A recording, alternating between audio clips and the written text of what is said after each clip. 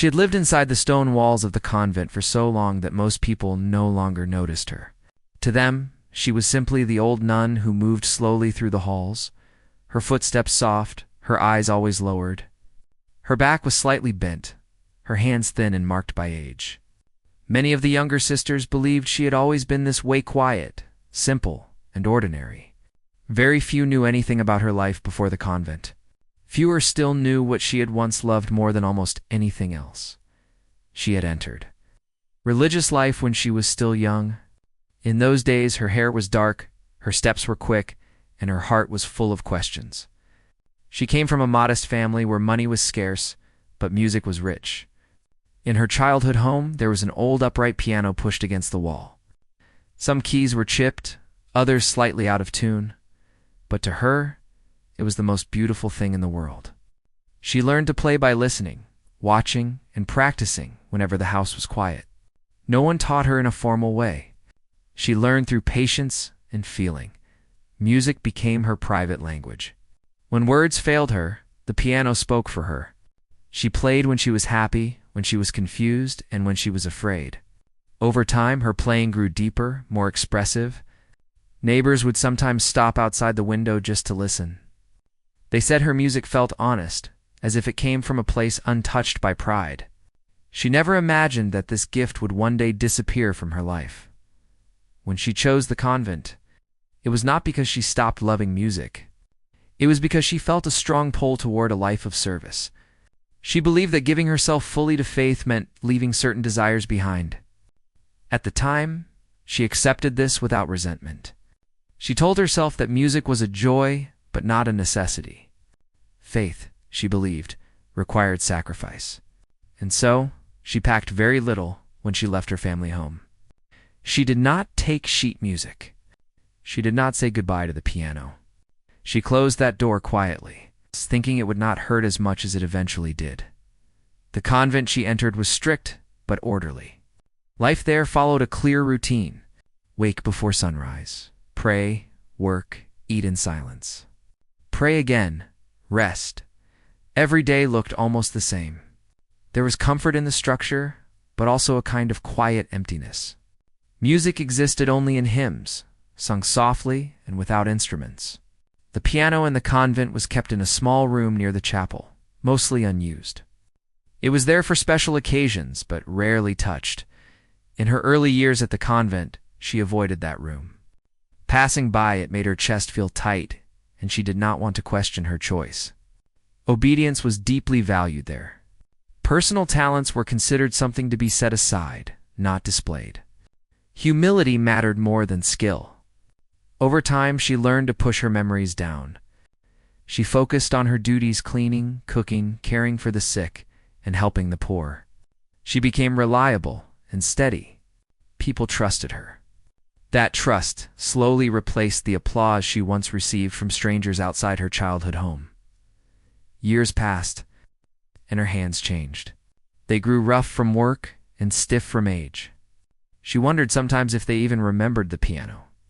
At night, when the convent was silent, melodies would return to her mind without warning. She would hear them clearly, as if someone were playing just beyond her reach. She never spoke of this. Not to the other sisters. Not to the leaders of the convent. It felt like a secret that belonged only to her and God. As time went on, new generations of nuns arrived. They brought energy, laughter, and ideas. They saw her as kind but unremarkable. She was the one who always volunteered for tasks no one else wanted, the one who listened more than she spoke. When they passed the piano room, they did not notice how her pace slowed, how her eyes lingered on the closed door. To them, she had no story beyond the walls they shared. The rules of the convent were rarely questioned. Music played for personal enjoyment was discouraged. Instruments were seen as distractions. When special events required music, outsiders were invited or recordings were used.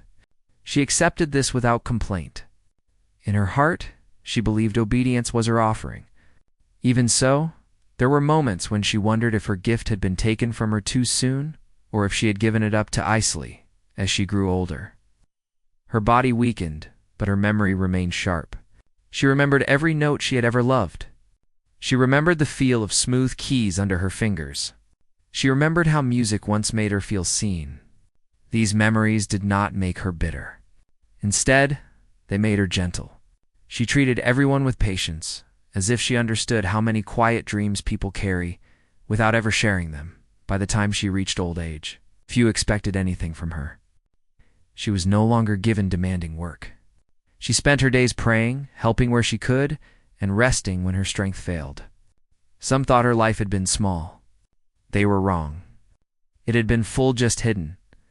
No one knew that something long buried was still alive inside her. No one imagined that the silence she carried was not empty, but waiting. And no one could have guessed that one day, the piano she had been kept away from would finally hear her again. Time moved quietly inside the convent, marked not by dates but by bells. Each bell meant something: wake, prayer, work, rest. For her, the bells also marked the passing of another day without music. She did not complain. She had learned long ago that silence was safer than longing. Still, the piano room remained part of her daily path. Each time she passed it, something inside her stirred. The room itself was small and dim. Dust often gathered on the closed lid of the piano. Sometimes sunlight slipped through the narrow window and landed on the keys, lighting them up as if inviting someone to sit down. She never did. She kept her hands folded and her eyes forward. The rule was clear. Instruments were not for personal use. Music was meant for worship only, and even then, it was controlled and rare. Once, many years earlier, she had asked a simple question. It was not a request, just a question asked with care. She had mentioned that she could play the piano if it was ever needed. The response was calm but firm. There was no anger, only certainty. Personal talents, she was told, could become sources of pride. Obedience mattered more than ability. The matter was closed without discussion. She accepted the answer with a nod and never brought it up again. Outwardly, nothing changed. Inwardly, something quietly folded in on itself. She learned to keep her gift hidden, even from herself. When others spoke of hobbies or skills from their past lives, she stayed silent. She feared that speaking about music would awaken something she could not fulfill. The years that followed were filled with work. She scrubbed floors until her knees ached. She cooked meals for large groups, often tasting nothing herself. She cared for the elderly and the sick, holding hands through pain and fear. In these moments, she gave all of herself. People trusted her calm presence. They felt safe around her. In service, she found meaning, even as another part of her waited quietly. Sometimes, during evening prayers, a hymn would move her deeply. The melody would remind her of something old and familiar. Her fingers would twitch slightly, as if reaching for keys that were no longer there. She would press her hands together tighter, grounding herself in the moment. No one noticed. Or if they did, they said nothing. As new leaders came and went, the rules stayed the same. Tradition was treated as something fragile that could not be questioned. She understood this. She had chosen this life. Still, there were moments when she wondered if obedience had been confused with silence, and humility with forgetting who one truly was. One winter, a visiting group brought a small speaker to play recorded music for a special service. The sound filled the chapel, but it felt distant to her. Recorded notes could not breathe the way living music did. She watched the younger sister smile and sway slightly. She smiled too, though her heart felt heavy. She knew what was missing, even if no one else did. There were days when she avoided the piano room altogether, choosing longer paths through the building. Other days she slowed down, letting herself remember. She remembered the weight of her hands on the keys, the way sound responded to touch. She remembered how mistakes could be turned into beauty if played with care. These thoughts were comforting and painful at the same time. Once, cleaning, she overheard two younger sisters talking. They were laughing about how no one in the convent knew how to play instruments anymore. One joked that the piano was just a piece of furniture now. The words were not meant to hurt, but they did. She felt an ache that surprised her with its strength. She finished her work in silence, her mind far away. That night, she could not sleep. The convent was still, wrapped in darkness. She lay awake, listening to her own breathing. In her mind, she played an entire piece from beginning to end. Every note was clear. Every pause was perfect. When the music ended, she felt both peace and loss. She whispered a quiet prayer, asking for acceptance, not change. Days turned into months, and months into years. Her body grew slower. Her eyesight weakened. People began to speak to her more gently, as if she were fragile glass. She did not mind. She had learned to live without being seen. Yet inside her, the music did not age. It stayed bright and alive. There were moments when she wondered if her gift had a purpose beyond her own joy. Perhaps it was meant to be shared, even if she never had the chance. This thought comforted her. It allowed her to believe that nothing given was ever truly wasted, even if it remained unused. One afternoon, while resting near the chapel, she heard the piano being moved. The sound of wood scraping against stone echoed softly. She opened her eyes and watched as a few sisters struggled to reposition it for cleaning. No one asked for help. No one asked if anyone could play it afterward. When they were done, the lid was closed again, just as before. She felt a strange calm settle over her. It was not sadness this time, but clarity. She realized that she had carried her love for music with patience and grace. She had not let it turn into bitterness. That, she believed, mattered. Still, the quiet longing remained. It lived in the pauses between prayers, in the stillness of early mornings, in the echo of footsteps down long halls. She did not know why it stayed. She only knew it did. Toward the end of that year, the convent prepared for a small gathering. Visitors were expected. There was talk of readings and simple hymns. Nothing more. She listened from a distance, not thinking much of it. At her age, surprises were rare. She could not know that something was slowly shifting. That the years of silence were not an ending, but a long preparation. For now, she remained what everyone believed her to be. An old nun, faithful and quiet, with nothing left to give beyond her prayers. But deep inside, the piano was still waiting. And so was she. The change began quietly, the way most real changes do. There was no announcement, no sudden moment that pointed to what was coming. It started with small conversations and small needs. The kind people often overlook. The convent was preparing for a special service. It was not large, but it mattered.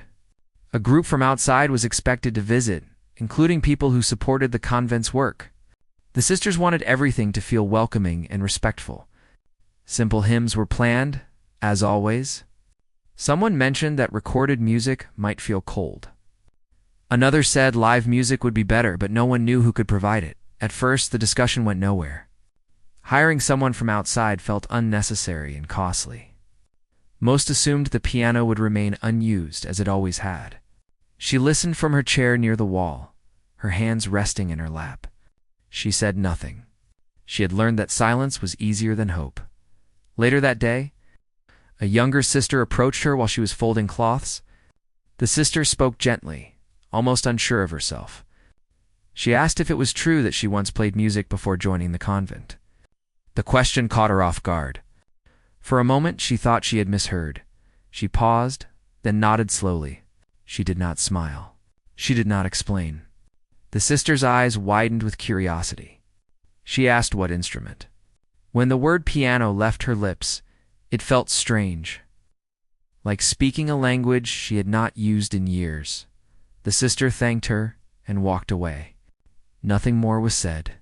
She returned to her work, her heart beating a little faster than usual. She told herself not to think about it. Many things were said in passing and never followed through. That evening, the convent felt different. Not louder, not busier, just charged with something unseen. She tried to focus on prayer, but her thoughts drifted. She wondered why the question had been asked now after all these years. She wondered who had remembered her and how. The next morning, she was asked to meet with one of the leaders. The request was polite, but unexpected. She walked slowly down the hall, her steps measured. Her mind was calm, but her body felt light, almost unsteady. Inside the small office, she was offered a chair.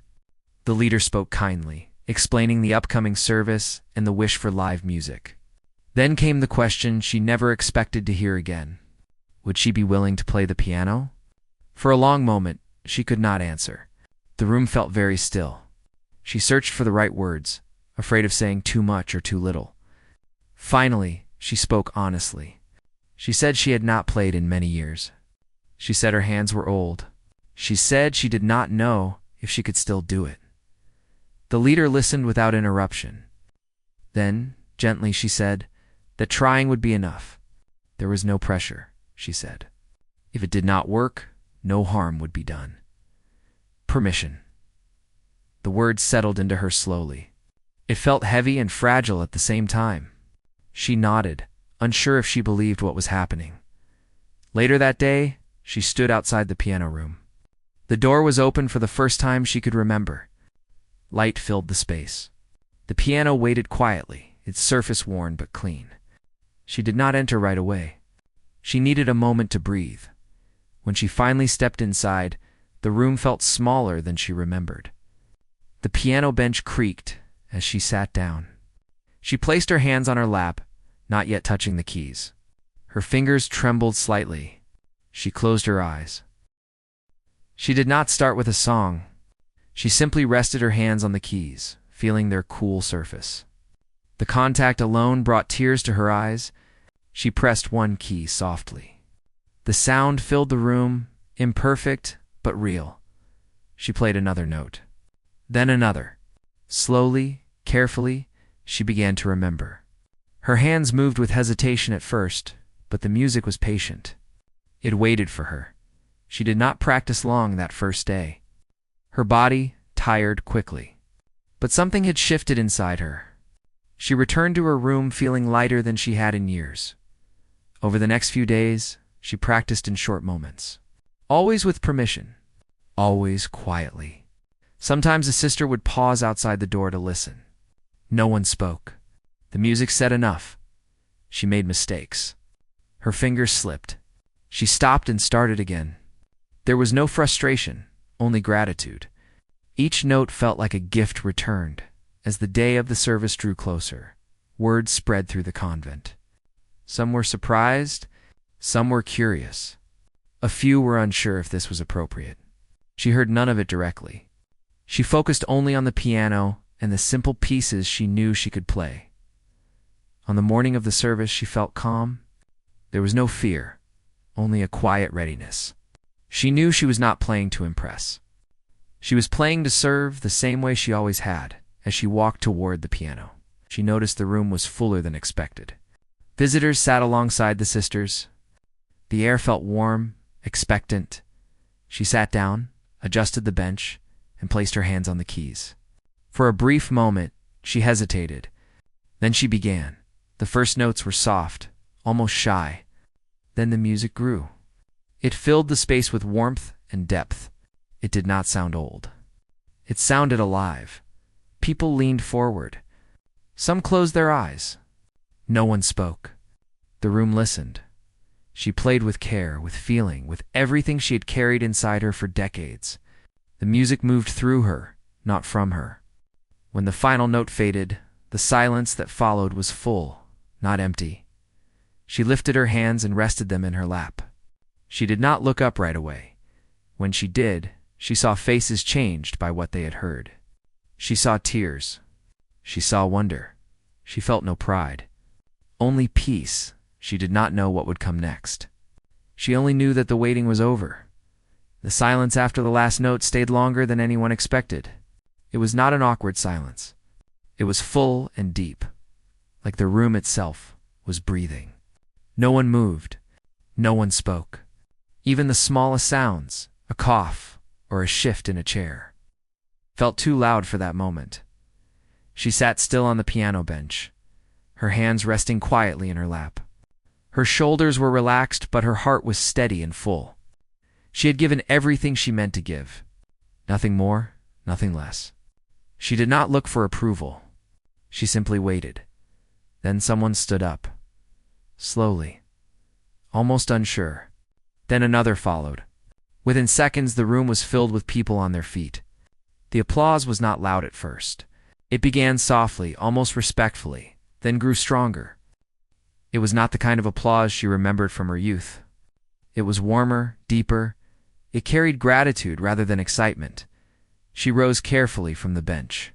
Her knees felt weak, but her spirit felt strong. She bowed her head slightly, not as a performance, but as a habit of humility. When she looked up, she saw faces she would never forget. Some visitors had tears on their cheeks. A few sisters covered their mouths in quiet disbelief. Others smiled in a way that suggested they were seeing her for the first time.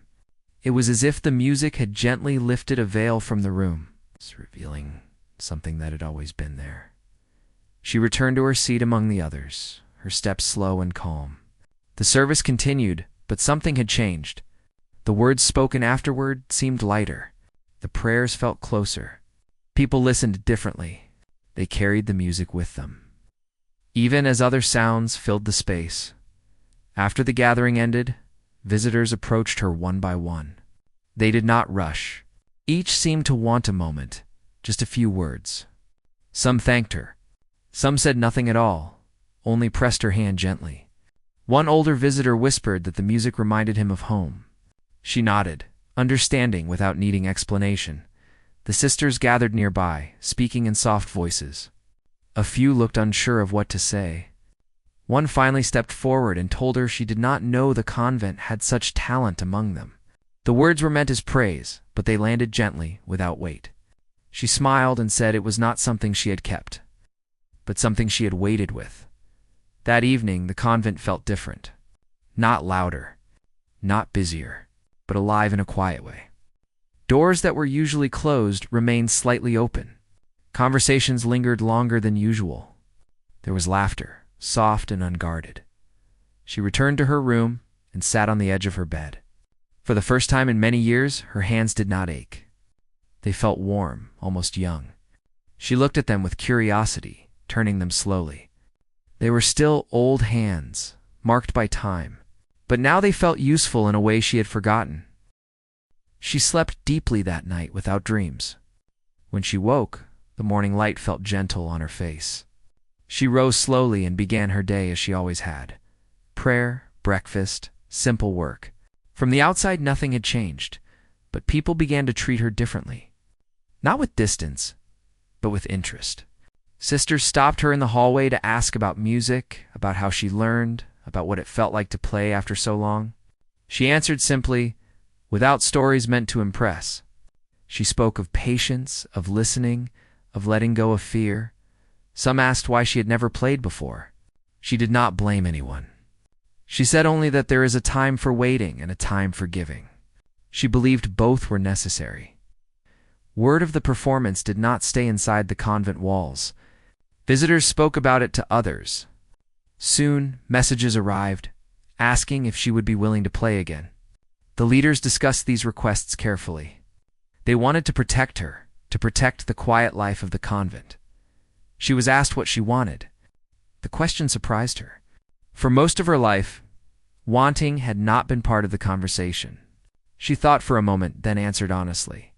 She said she would play if it served a purpose, if it brought peace, not attention. It was agreed that she would play only on special occasions, quietly, without announcement. She accepted this with gratitude. The piano room was opened more often now, no longer treated as a forgotten space. Each time she played, something new happened. People listened with their whole bodies. Some cried. Some smiled. Some simply sat in stillness. The music did not belong to her anymore. It moved freely, touching places she could not see. She never practiced for long. Her strength did not allow it, but she did not need ours. The music had been waiting for decades. It knew how to find its way. One afternoon, she noticed a younger sister standing close by, watching her hands move. Afterward, the sister asked if she could learn. The question filled her with quiet joy. She said yes. They began meeting in short sessions. No pressure. No expectations. Just listening and trying. She taught not by instruction, but by example. She showed how to pause, how to breathe, how to let mistakes pass without fear. The convent slowly changed. Music became less distant, less restricted, still simple, still respectful, but alive. The piano was no longer silent furniture. She never thought of herself as someone who had been held back. She did not carry anger. What she carried was understanding.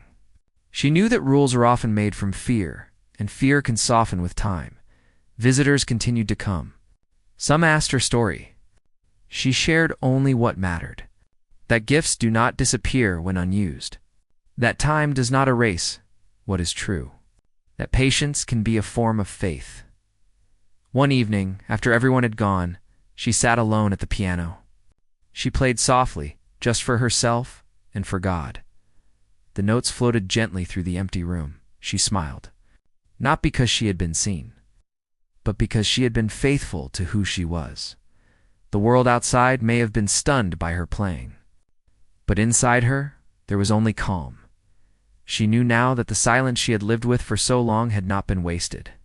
It had shaped the music, and the music, at last, had found its voice. The days that followed settled into a new kind of rhythm. Nothing about the convent's schedule changed, yet everything felt different. The bells rang as they always had. Meals were served at the same times. Prayers were spoken with the same words.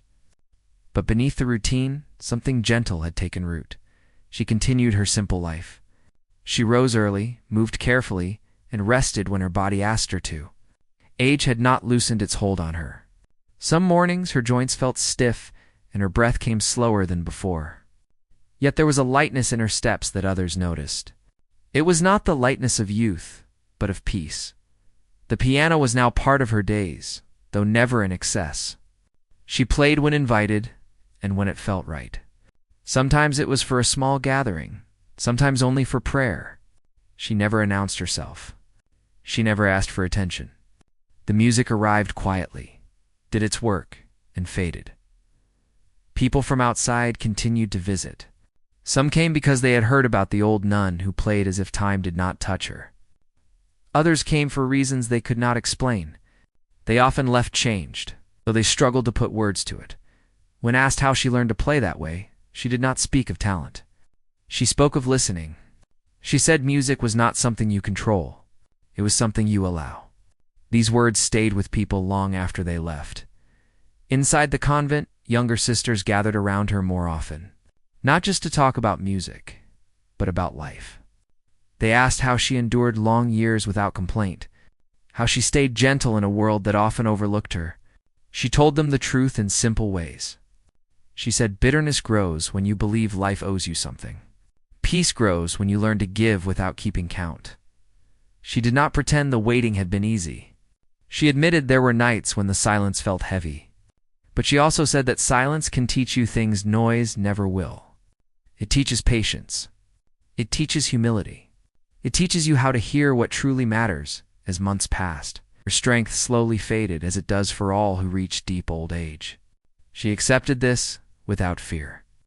When her hands trembled too much to play, she rested them in her lap and listened instead. Others played now. The younger sister she had guided continued to practice, careful and thoughtful. She watched with quiet joy, not pride. The music no longer belonged to her. It never truly had. It had only passed through her, as it would through others. One afternoon, she was asked if she regretted not playing earlier in her life at the convent. The question was gentle but direct. She thought for a long moment before answering. She said regret was a heavy word. She did not carry it. She believed that if she had played earlier, the music would have sounded different. It would not have carried the same depth. The waiting had shaped it. The years of service, the quiet work, the prayers whispered in the dark hall of it, had found its way into the sound. She said some gifts are not meant to bloom quickly. Some are meant to grow roots first. Her words spread quietly, passed from one person to another. Not as advice, but as comfort. People who had given up on dreams felt seen. People who thought it was too late began to wonder if that was truly so, as her health declined. She spent more time resting near the chapel. She liked to listen to the sounds of the conventia footsteps, the voices, the distant notes of the piano played by others. These sounds no longer reminded her of what she had lost, but of what she had been given. On one calm evening, she was helped to the piano one last time. The room was nearly empty. A few sisters sat quietly nearby. There were no visitors. No expectations? She placed her hands on the keys with care. They moved slowly, but with certainty. The music was softer now, simpler. Each note carried weight. There was no rush. Those who listened felt something settle inside them. The music did not ask for applause. It asked for stillness.